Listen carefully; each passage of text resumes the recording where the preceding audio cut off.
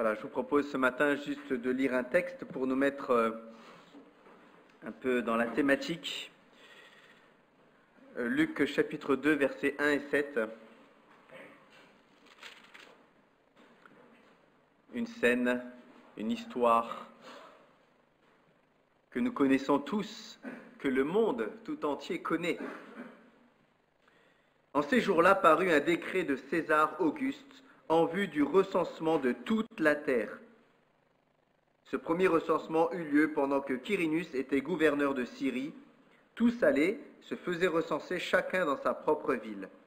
Joseph aussi monta de la Galilée, de la ville de Nazareth, pour se rendre en Judée, dans la ville de David appelée Bethléem, parce qu'il était de la maison et de la famille de David, afin de se faire inscrire avec Marie, sa fiancée, qui était enceinte. Pendant qu'ils étaient là, le temps où Marie devait accoucher arriva, et elle enfanta son fils premier-né. Elle emmaillota et le coucha dans une crèche, parce qu'il n'y avait pas de place pour eux dans l'hôtellerie. On pourrait se poser cette question. Quelle est la réalité de la venue de Jésus sur terre? Alors, nous qui sommes croyants, nous avons des réponses, toutes faites, toutes qui ne sont pas fausses. Il est venu pour sauver le monde. Il est la lumière du monde. Il est la vérité, et on pourrait donner toutes sortes de réponses, comme celle-ci. Mais peut-être que nous avons besoin de repenser et revenir à nouveau sur l'ADN même du salut.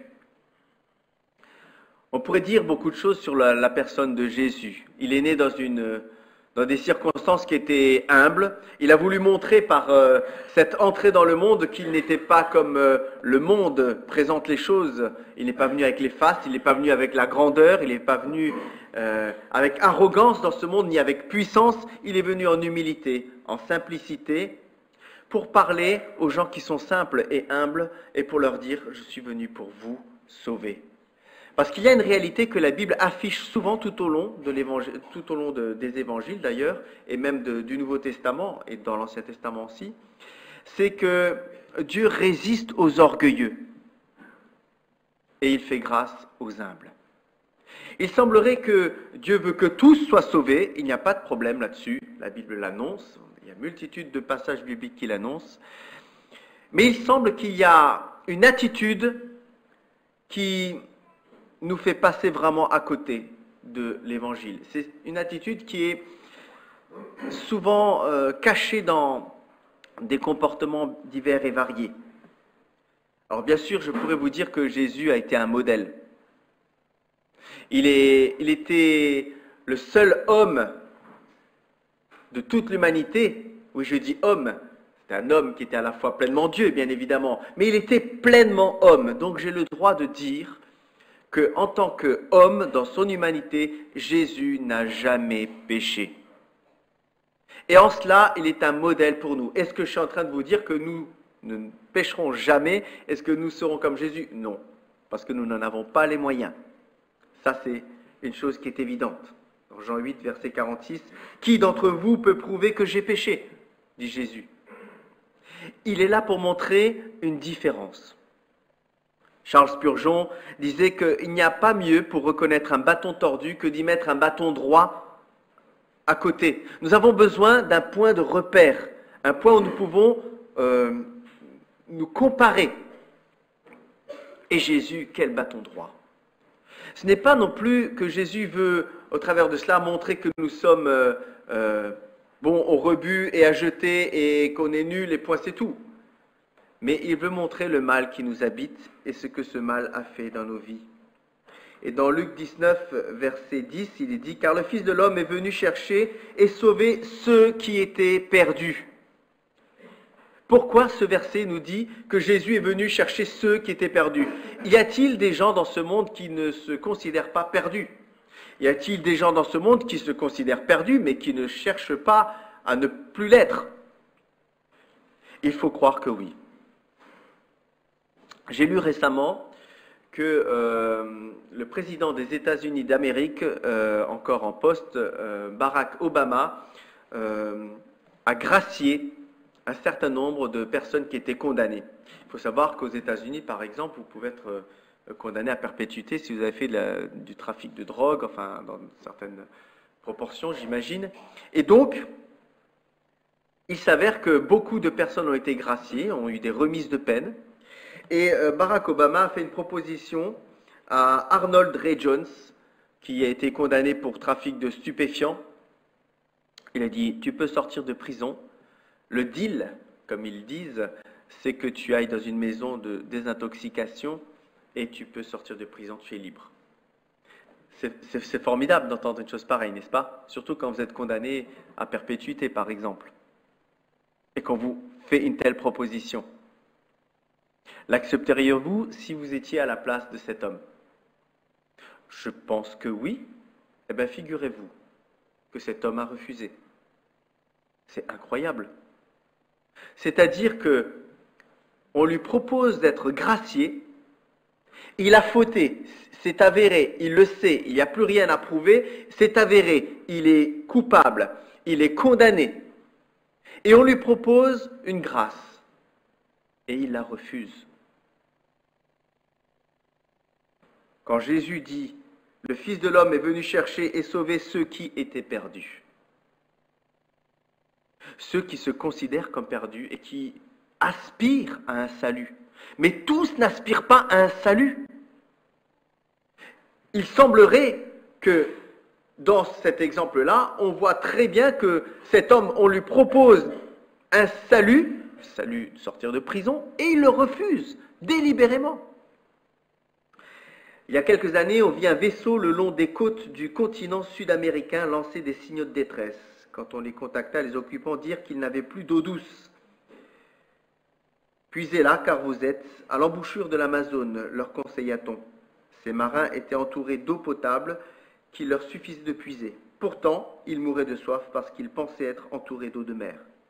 Il est fréquent pour des hommes d'être dans l'ignorance des bienfaits qui les entourent. Ils étaient en train de mourir de soif alors qu'il y avait autour de ce bateau de l'eau douce, mais ils ne le savaient pas. Ou ils ne se l'imaginaient pas. Vous avez un autre cas de figure. Vous avez le premier cas de figure c'est celui qui sait, mais délibérément il ne veut pas. Et il y a celui qui est en train de mourir et qui ne sait pas où trouver la solution alors qu'elle est juste à côté de lui. Et il a besoin qu'on le guide et qu'on le conduise, on lui dise, c'est là la solution.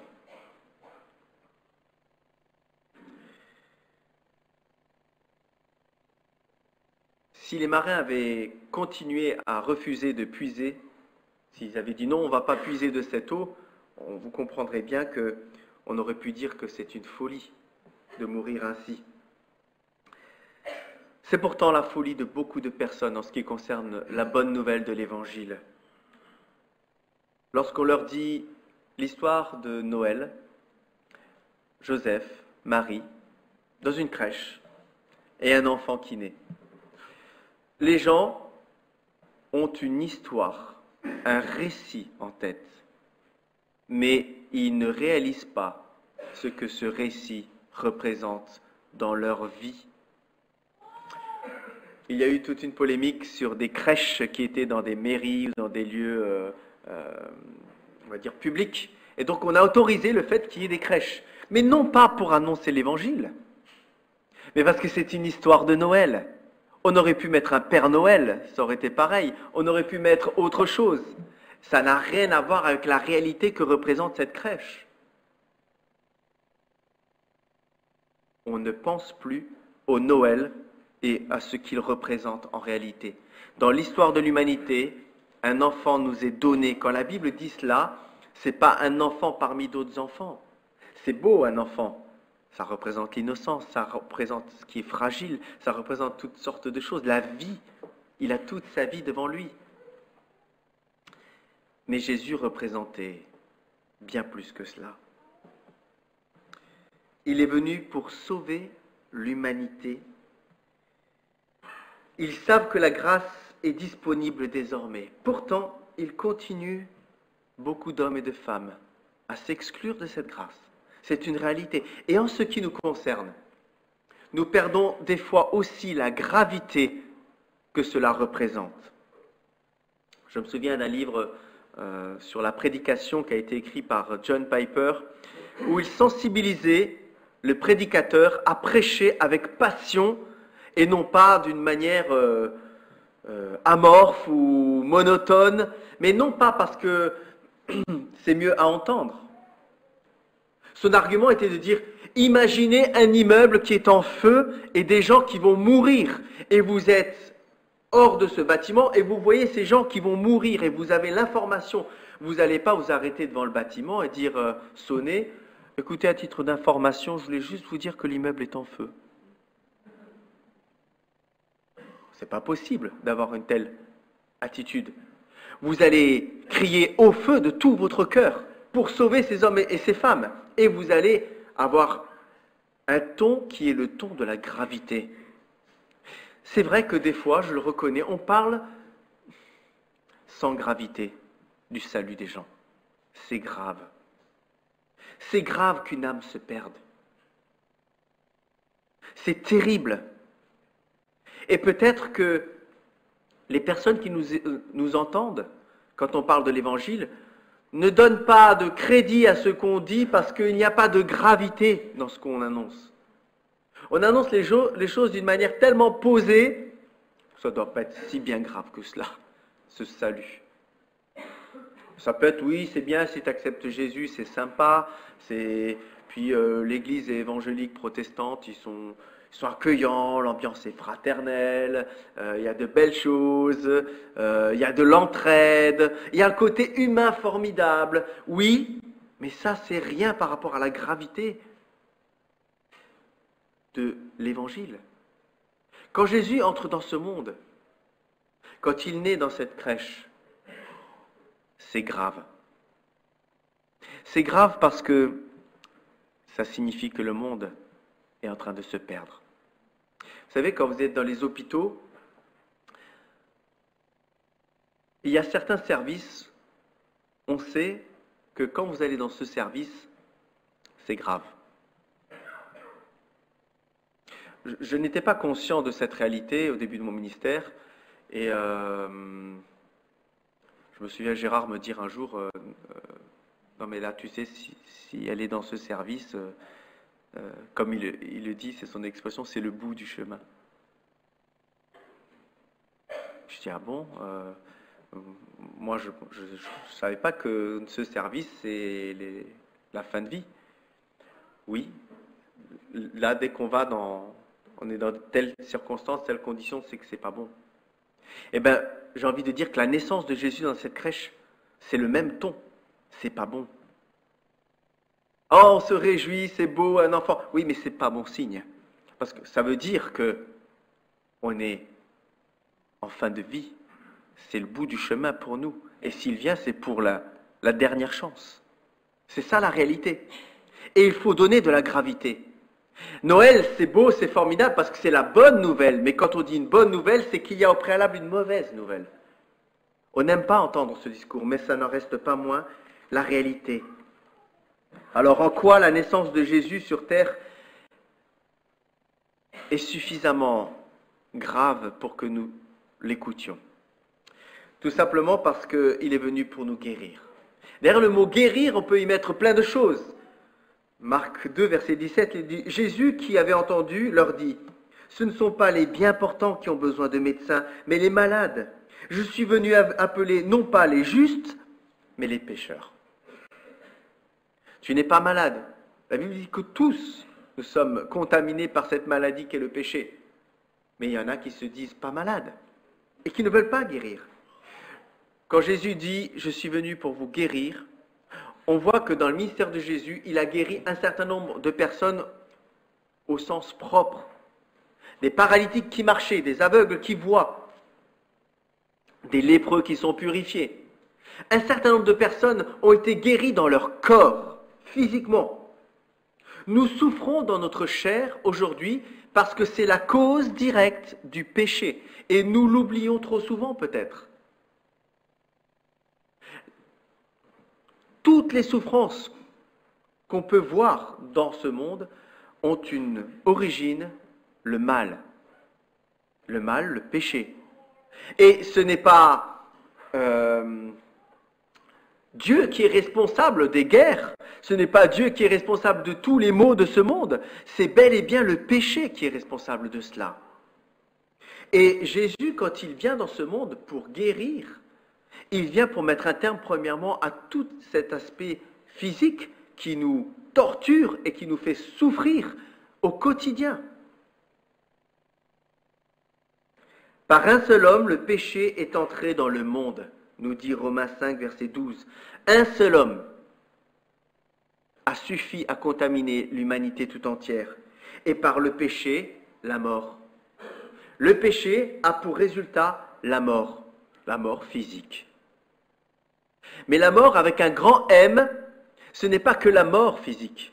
En réalité, la mort, elle se décline. La mort avec un grand M se décline par, premièrement, une mort spirituelle.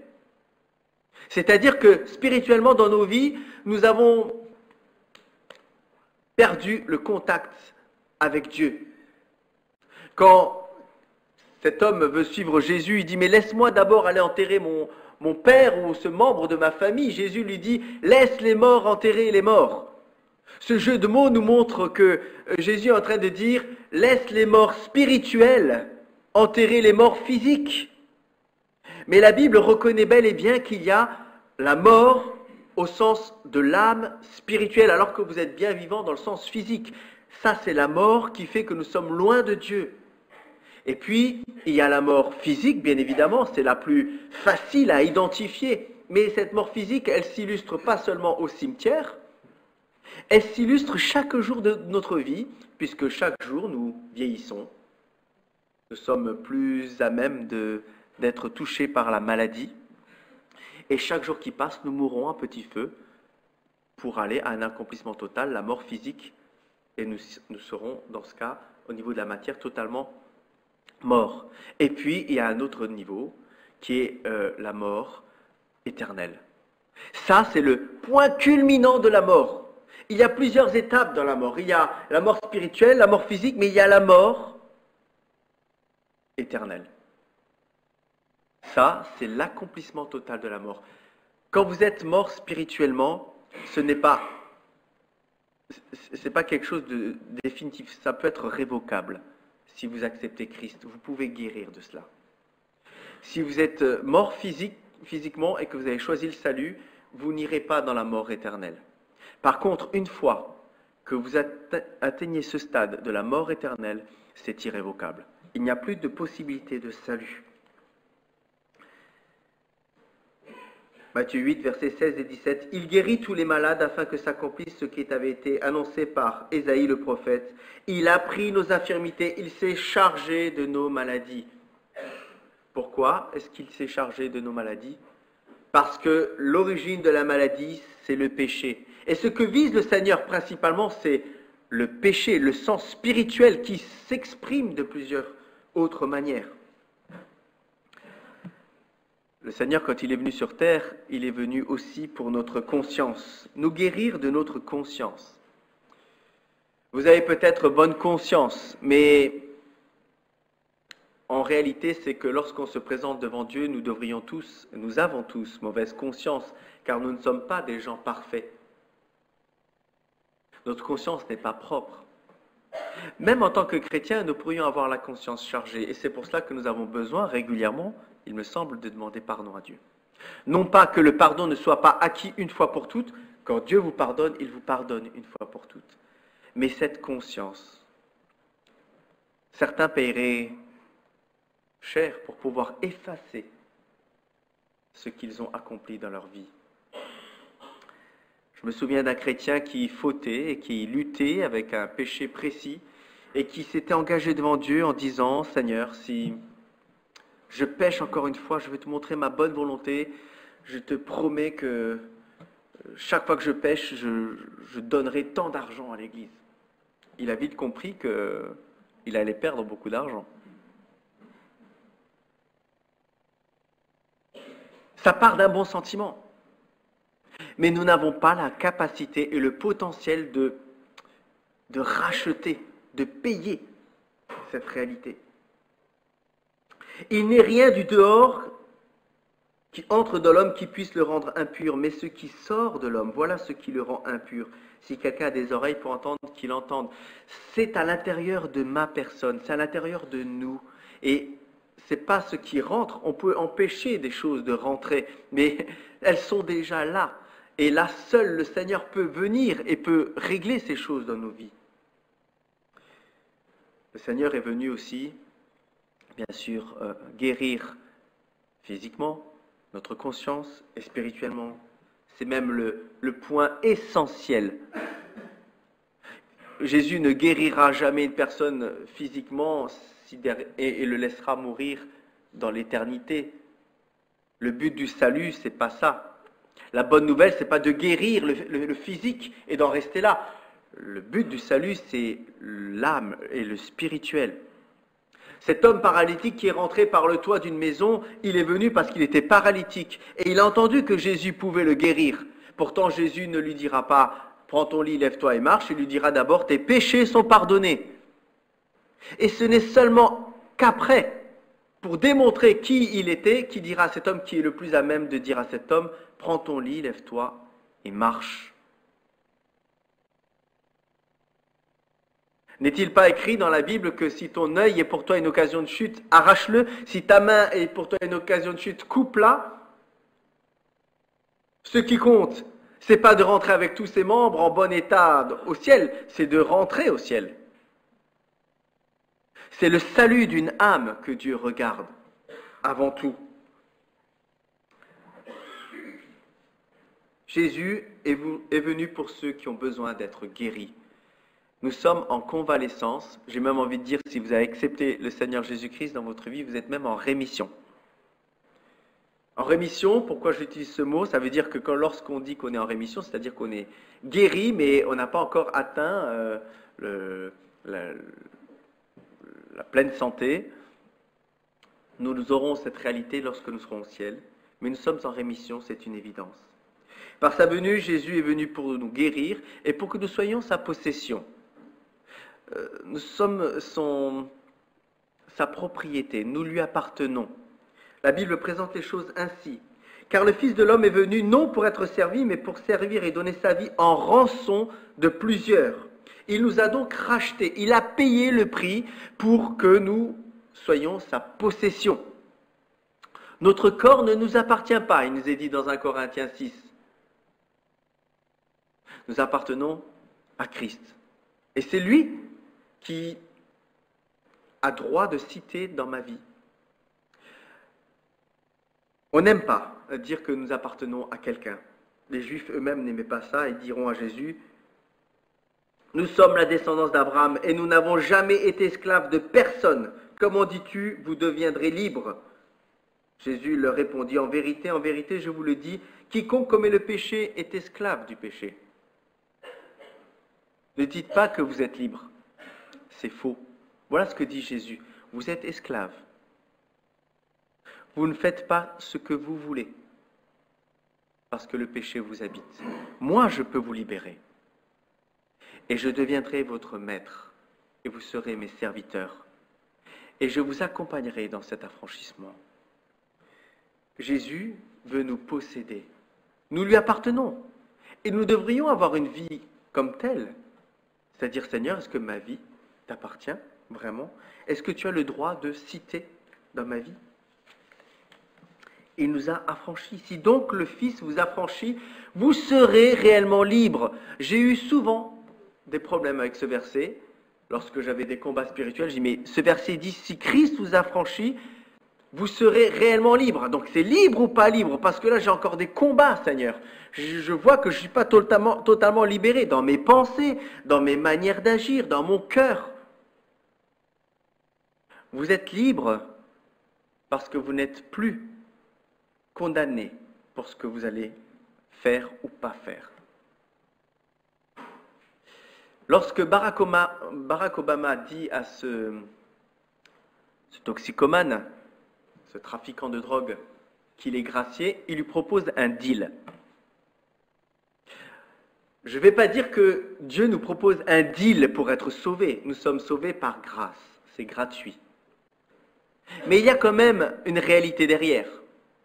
Le deal, c'est que Dieu te demande de ne plus pécher et de rechercher à être sanctifié. La différence, c'est que Barack Obama, s'il n'accepte pas le deal, tu n'es pas gracié.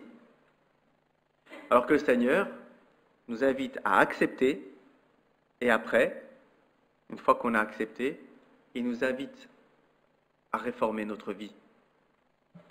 Et il nous aide à le faire. Ce n'est pas juste le fruit de notre effort, c'est lui qui rentre dans notre vie et qui accomplit ce salut dans nos cœurs. Il nous a fait sa possession puisque nous sommes maintenant ses enfants. Il y a un lien de paternité. Nous appelons Dieu le Père, notre Père, et nous sommes ses enfants. Mais à ceux qui l'ont reçu, à ceux qui croient en son nom, il a donné le pouvoir de devenir enfants de Dieu. Ce n'est pas rien d'être enfant de Dieu. Lorsque Jésus arrive dans cette crèche, ça réalise cette crèche, ce Jésus dans la crèche, ce Noël, il représente tout ce que je suis en train de dire. C'est pas juste, c'est sympathique, il y a de la gravité. Vous êtes malade, vous allez mourir et je suis venu vous sauver. Je suis venu aussi pour que vous m'apparteniez. Et puis pour terminer, Jésus est venu accomplir ce que personne d'entre nous n'est capable d'accomplir. Moi, dans ma vie, je suis incapable d'avoir de bonnes pensées. Je suis incapable d'être quelqu'un de bien. Je suis incapable d'aimer comme il faut. Et Jésus a dit sur la croix, « Moi j'ai tout accompli », en baissant la tête, et il rendit l'âme. Il mit fin au sacerdoce, au culte de l'Ancien Testament qui était incessant. Nous avons du mal à nous imaginer la vie d'un juif, mais le quotidien d'un juif était parsemé de sacrifices et de sacrifices, parce qu'il péchait tous les jours. S'il était en tout cas honnête avec lui-même, tous les jours il devait prendre un animal et il devait l'emmener au temple et il devait le sacrifier. Essayez un peu de vous mettre dans la peau d'un juif sous l'ancienne alliance. Essayez aujourd'hui de vous dire, chaque fois que vous commettez un péché, allez, faites l'exercice une journée. Chaque fois que vous commettrez un péché, je vous propose de faire 2 km de course à pied. À chaque péché, aussi petit ou grand soit-il, 2 km. Une mauvaise pensée, 2 km. Une mauvaise attitude, 2 km. Quelque chose de bien que j'ai à faire que je n'ai pas fait, 2 km. Je vous assure, mes amis, que vous pourrez vous inscrire aux Jeux Olympiques dans pas longtemps. Parce que cette réalité, elle m'habite. Et nous devons en être conscients. Et le Seigneur dit, c'est bon, j'ai réglé ce problème. Tu n'as plus besoin, tu n'as pas besoin de venir sacrifier quoi que ce soit. J'ai tout accompli. Et maintenant tu es sauvé, je t'ai enlevé ce fardeau. Maintenant, cherche à obéir, non pas parce que tu dois le faire, mais parce que tu sais qu'il est bon de le faire. C'est une toute autre disposition de cœur. Christ n'est pas entré dans un sanctuaire fait de main d'homme, en imitation du véritable, mais il est entré dans le ciel même, afin de comparaître maintenant pour nous devant la face de Dieu. Et ce n'est pas pour s'offrir lui-même plusieurs fois. Il y est entré, comme le souverain sacrificateur entre chaque année dans le sanctuaire avec le sang étranger. Autrement, il aurait fallu qu'il eût souffert plusieurs fois depuis la création du monde, tandis que maintenant, à la fin des siècles, il apparut une seule fois pour abolir le péché par son sacrifice. C'est ça, Noël. C'est une seule fois, une solution pour ma vie. Les Tibétains, pour qu'ils soient bénis, pour que leur vie tourne bien, ils ont un lieu de culte où ils doivent faire pendant 6 heures le tour d'un monastère en marchant 2 mètres Et ensuite, en rampant par terre, il se relève, il marche 2 mètres, il rampe par terre, et ainsi de suite. Vous vous rendez compte? Ça dure 6 heures. Pour rien en plus. Et dans chaque... Mais ce qui est incroyable, c'est que l'homme semble préférer faire ce genre de choses que de tout simplement dire, mais Jésus est entré dans ce monde par la petite porte pour venir me montrer qu'il m'aime et qu'il vient à mon niveau, dans ma petitesse, parler à mon cœur et me dire, je suis venu pour accomplir toutes ces choses. Tu as besoin d'un sauveur. C'est ça la réalité de Noël. On offre des cadeaux à Noël. Je connais certains chrétiens qui disent il ne faut pas donner de cadeau à Noël parce que le cadeau c'est Jésus, point c'est tout. Alors expliquer ça aux enfants, c'est quand même un petit peu compliqué. Et ce frère a essayé un jour de me convaincre, il a dit mais non Luciano, on ne peut pas faire comme les gens du monde qui s'offrent des cadeaux alors que ça n'a rien à voir avec Christ. Ils s'offrent des cadeaux parce que voilà, c'est la fête, c'est mondain. Je dis oui, je comprends ce que tu veux dire. C'est vrai qu'il y a un côté commercial qui me gêne, mais en même temps, Noël et le mot cadeau, je trouve que ça va quand même bien ensemble. Quel cadeau fantastique nous avons reçu à Noël. C'est une réalité. Cette joie que produit le cadeau, c'est la joie qu'on doit juste rappeler à nos enfants, je pense. Ils vont recevoir des cadeaux, ils vont être gâtés. Vous êtes heureux les enfants? On est super contents, surtout s'ils ont eu le cadeau qu'ils ont commandé. Eh bien, tu vois cette joie qui habite ton cœur? Sache que tu devrais avoir la même joie pour le Seigneur. C'est un cadeau fantastique. Il faut le rappeler. Parce qu'ils peuvent l'oublier, et je vais aller plus loin. Nous, en tant qu'adultes, nous pouvons l'oublier aussi. À Noël, le plus gros cadeau que je puisse recevoir, c'est la vie éternelle. C'est la solution à tous les problèmes que j'ai décrits. Et en cela, Noël, la naissance de cet enfant dans la crèche, c'est quelque chose qui est formidable pour nous. Alors, je vous souhaite à toutes et à tous un joyeux Noël et surtout qu'on puisse pleinement réaliser le privilège qu'on a d'avoir Jésus qui s'est fait homme, qui est né dans une crèche, qui s'est fait petit pour venir chercher le plus petit des êtres, moi, vous, pour le salut éternel. Amen.